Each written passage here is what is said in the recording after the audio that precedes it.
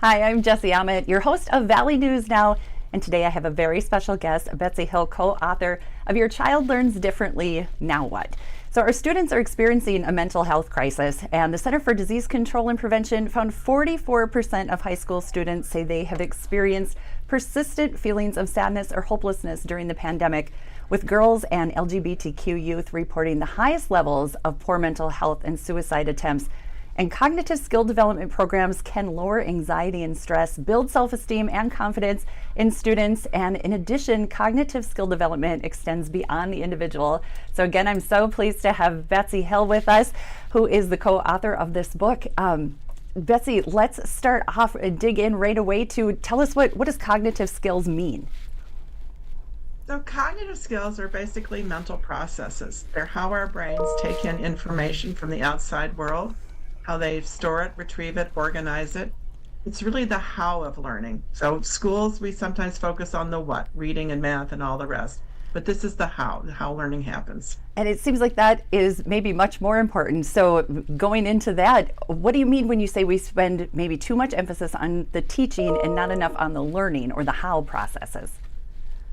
Well, what we know is that everybody learns differently, and we all have cognitive strengths and weaknesses. And so when we understand that, we know that underlying, when kids struggle with reading or math, which obviously leads to anxiety, and a fair amount of it sometimes, that the reason for that's happening is that there are weaknesses in underlying cognitive skills. Okay. And so it's not so much about the teaching, which is presenting the material and that kind of thing, but really how we're taking it in and the struggles we might have with learning it. It's such a different approach. I really love coming at it from this angle. And like you said, those things, reading, math, whatever it is that you feel like you can't get or you feel like your kid just can't get, that this is such a great way to look at it. So we were visiting a little bit earlier. We both have 3 children, been through lots of ups and downs with school, and there's always challenges. Kids are good at certain things and not other things. And so this sounds like a really unique way to take a look at maybe why we're not getting it. Right. So it's really the way that we learn. And if you have difficulty, if kids have difficulty, or you or I do, I mean, this is not limited just to children, of course.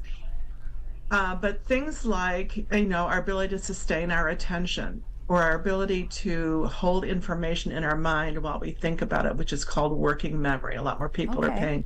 Or something like processing speed. There are many bright children who can reason very well, but it just takes them longer, and that can have all kinds of consequences in school and in real life. Yes, we've all had a conversation with somebody that takes a little bit longer to process, and that just makes me think of that we, us quick talkers maybe need to give those people another minute to respond.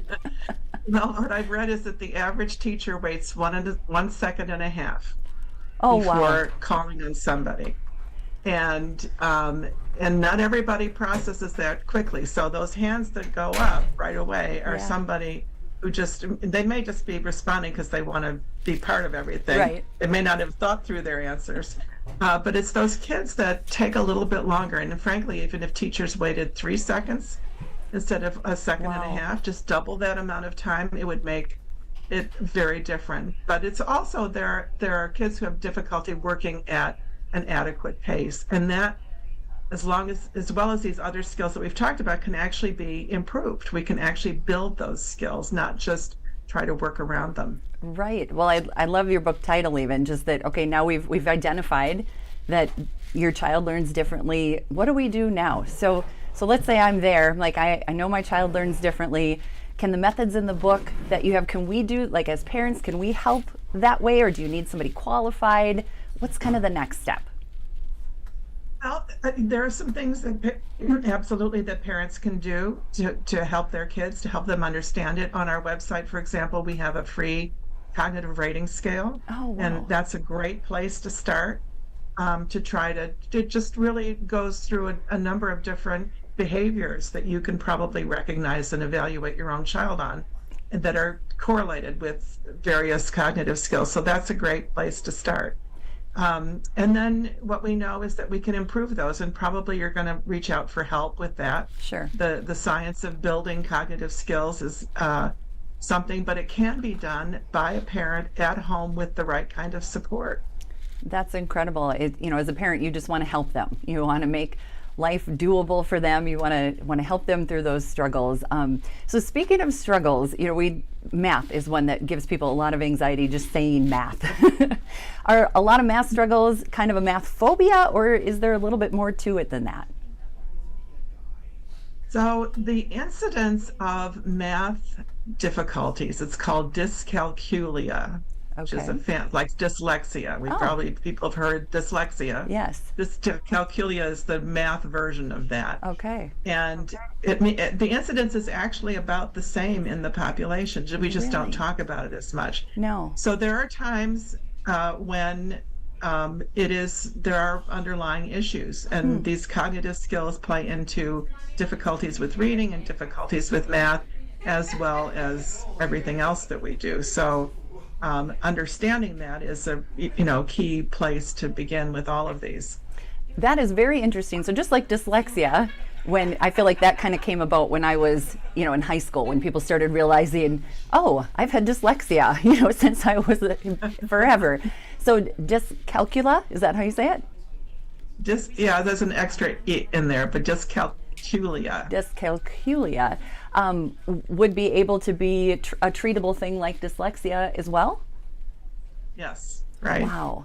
It's just our brains manage number sense and our appreciation for the size and dimension and how numbers work, and that's those are some really basic skills. And what we do is we see those troubles and we think they have to do with the subject matter. We think math is just inherently hard. Well, yeah. Some people don't find it difficult at all, but it's these. I know, right? But when we can build up these skills, then it just is there. It makes sense. We don't have to struggle with it.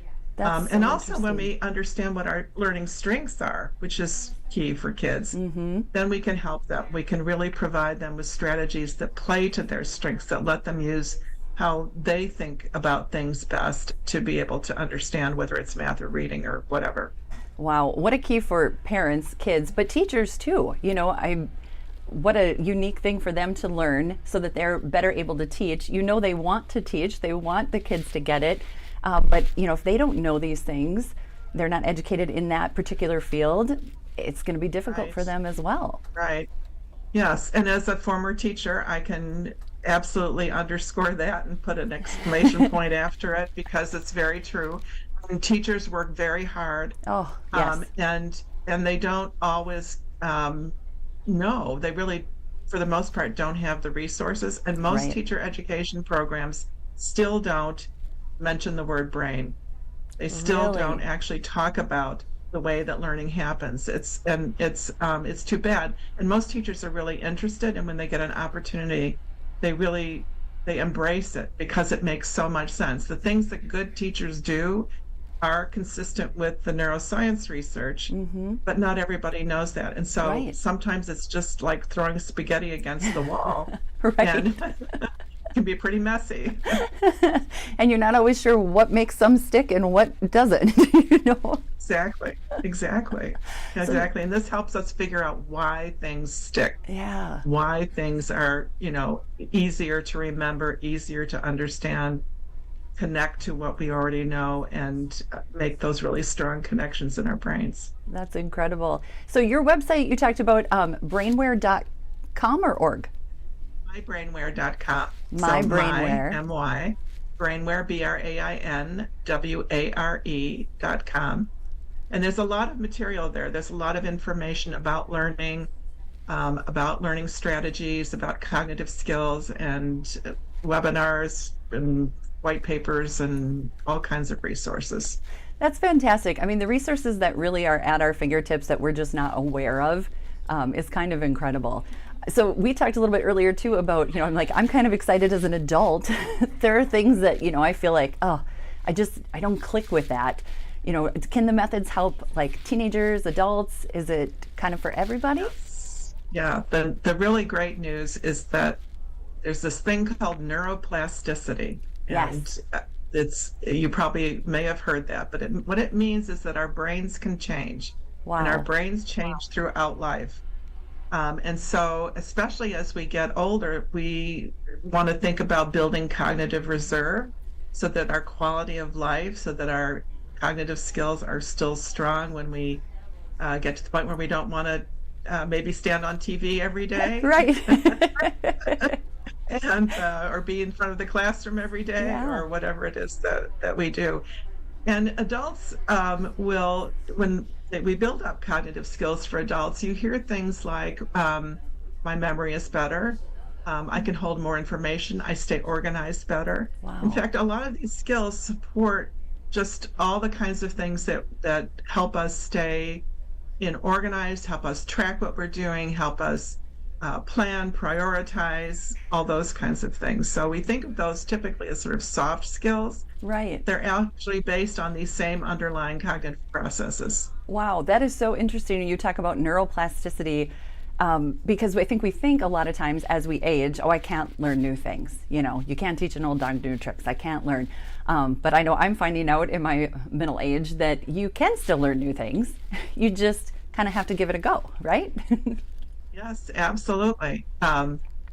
And when you do, and you start to overcome them, that's one of the other things that we see with kids or with adults is that you get so much more self-confidence because Yes. you know you can take on those learning experiences. It's not intimidating. It's not that, math phobia may be just math phobia, but it may come from an underlying struggle. And Yeah. we don't seek out opportunities to do things we don't enjoy. If it's Right. difficult, we sort of say, "Oh, somebody else can do that," Yep. right?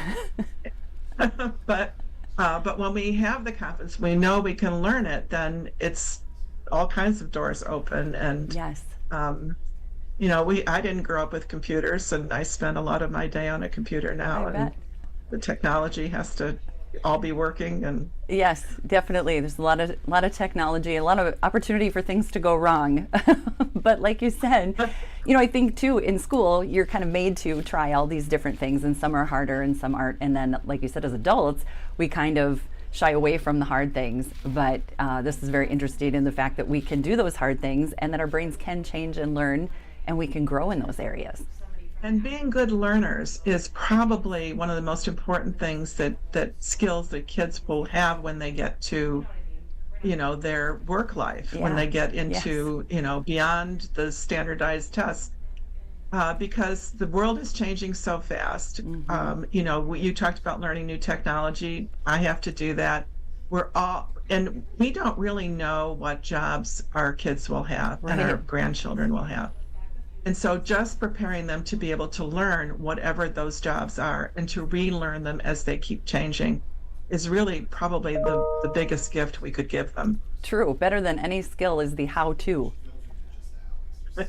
Yeah. How to learn. So, How to learn. speaking of teachers and brainware, are you able to bring that into schools?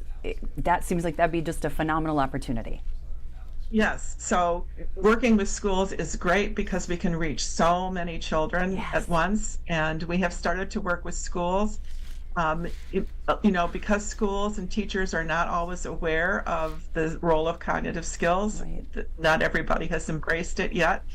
But what we're seeing when we do is that it has this impact on kids that is just pretty amazing. Because when they become better learners, they do better on standardized tests. So we have a school in Indiana, for example, that we worked with where 90% of the students who used brainware cognitive training improved their performance a whole category on state standardized tests Wow. in reading and or math. And better, including things like there's, one student we heard about who is the quarterback of the football team. Yeah. And his spatial perception, when it was stronger, meant that he could pass more accurately. Oh. He could figure out where he needed to have his blockers blocking him. Wow. And then the self-confidence is that kids, when they can be organized, kids don't get up in the morning and say, I want to be disorganized. I want to make myself miserable and everybody else. No. but sometimes they are disorganized. Yes. And so when we give them these and those skills, underlying skills that impact that are called executive functions. People may have heard that term also. And that's a special category of cognitive skills that are just really vital. So interesting. I can't wait to get home and like use some of these techniques and read your book and go to the website. So it's mybrainware.com. Because like you said, kids don't wake up and think, I want to be disorganized. I've got 3, 2 are kind of naturally organized, and the other one is not. But she would like to be. She just can't put the pieces together the way the other 2 can. So I can't wait to dig in. Yeah, well, every child is different and every learning experience is different, and that's what makes it very exciting, but also very hopeful, because we know we can help and support them in ways we didn't know. Oh, thank you so much, Betsy. It's just been a pleasure getting to talk to you today. I love your book. I'm so glad we get to share it with our audience here in Fargo, North Dakota. So we appreciate your time so much. Absolutely. And we will put up all the details, and you just have an absolutely wonderful day, Betsy. Thank you again so much. Thanks so much.